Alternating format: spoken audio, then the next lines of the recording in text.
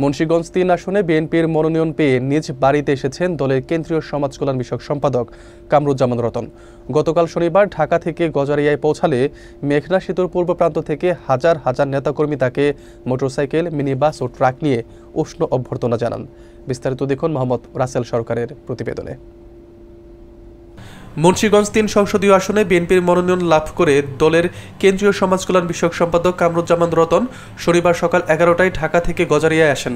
মেঘনা সেতুর পূর্ব প্রান্ত থেকে শত শত মোটরসাইকেল, মিনি বাস ও ট্রাকে করে হাজার হাজার নেতাকর্মী তাকে স্বাগত জানান।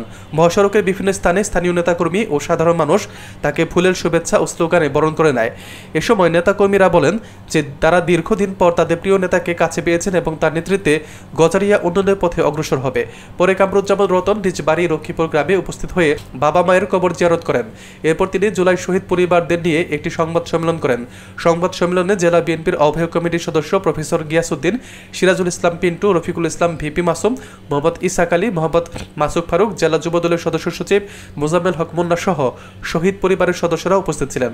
কামরুজ্জামান রতন শহীদ পরিবারের প্রতি গভীর শ্রদ্ধা ও সহানুভূতি জানিয়ে বলেন যে শহীদ পরিবারের ত্যাগ কখনো বৃথা যেতে পারে না এবং তাদের সম্মান ও অধিকার রক্ষায় তিনি রাজনৈতিক জীবনে সর্বোচ্চ চেষ্টা অব্যাহত রাখবেন। তিনি আরও বলেন, মানুষ তাকে যে উৎসাহ নিয়ে বরণ করেছে তাতে তার দায়িত্ব অনেক বেড়ে গেছে এবং জনগণের অধিকার ও গণতন্ত্র প্রতিষ্ঠার সংগ্রামে তিনি দৃঢ়ভাবে কাজ করে যাবার প্রতিশ্রুতি দেন।